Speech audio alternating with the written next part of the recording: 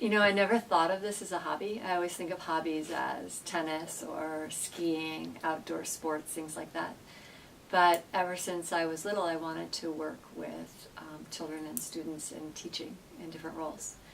But when I was at Brown in the 80s, that wasn't like a prestigious thing to do, so I wasn't ever going to be a teacher. And it stayed my hobby to the point where it was my passion. And so in the very beginning of my adult life, I was working with inner city kids.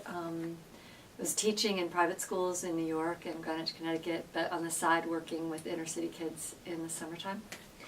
And I was taught that my inner city kids were 2 years older, but the same reading level as my affluent kids from New York and Connecticut. And it always seemed unfair.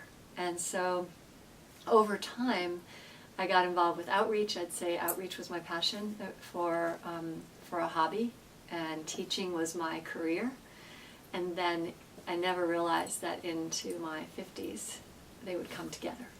And I would design and execute a new model that could actually change the way we look at the world in terms of bringing this generation up, creating a paradigm shift so that you guys could work together in partnerships rather than have the affluent kids go in and help out the non-affluent kids and everybody think that they saved the world when they didn't.